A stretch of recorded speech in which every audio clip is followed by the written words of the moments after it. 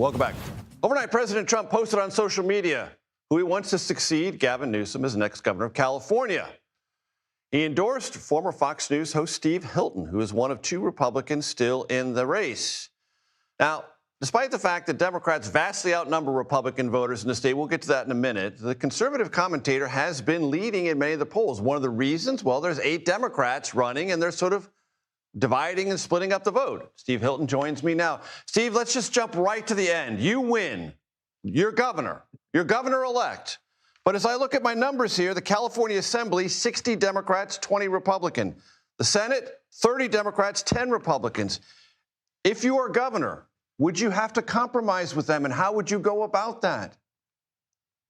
Well, I would be putting forward to them the same plan that I'm putting forward to the voters, which they will have chosen in the situation that you've outlined, which is totally positive and practical, not ideological, not particularly partisan. And here it is. We are going to make our state Cal-affordable. And here are the elements of that. $3 gas, cut your electric bills in half, your first $100,000 tax-free, a home you can afford to buy.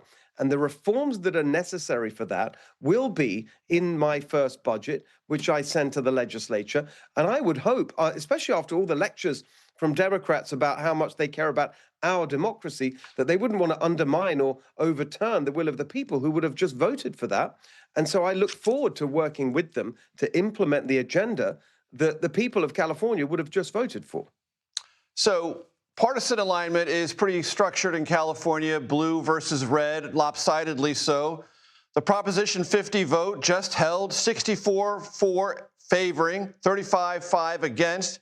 Was that not a sort of proxy for partisan orientation in California? Not really, because that vote was a one-off special election over some obscure gerrymandering plan that was shoved together at the last minute, really, to promote Gavin Newsom's presidential campaign. It wasn't really about the issues that are driving people crazy in California. The fact that we've got the highest cost of living in the country, highest gas prices, electric, rent, taxes the highest for the worst results, housing costs the highest in the country, crime, homelessness, the schools are a disaster.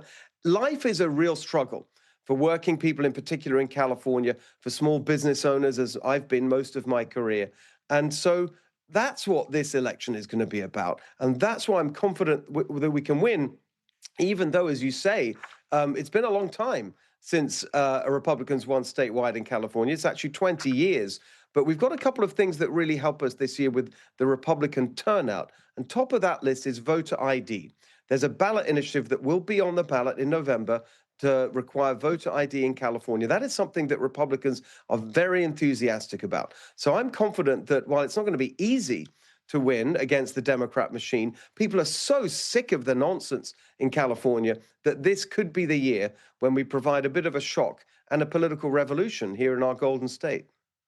Steve, let me talk to you about your Riverside County opponent, Republican Chad Bianco, who was on this program last week. And I asked him about you, and he said why he's better is because he has a lifelong, irrefutable record of public service and Republican conservative values. I'm quoting him now.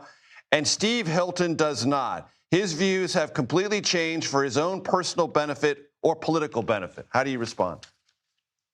Well, I don't really know what he's talking about, but the real, you can read my views and see them. I don't think there's many people who've actually run for office with more of a public record of what they've been saying the years that I've been on the national stage in the media here in California. Before that, in business and in politics in the UK, I've written 4 books over the years, all with a very consistent theme, which is that we've got to put power back in the hands of the people. Big centralized bureaucracy is a disaster everywhere it's been tried. My parents were Hungarian and they were refugees from communism. So I was brought up in a working class household in England before moving here in 2012 with my wife and my sons. And I've been totally consistent about that. And all the things that I've argued, the reform, I worked for a while back in the day in the UK government. I was senior advisor to the Prime Minister. You could look at the reforms that I worked on there and helped to implement, all about pushing forward those common sense views on restraining the overmighty role of government in our lives.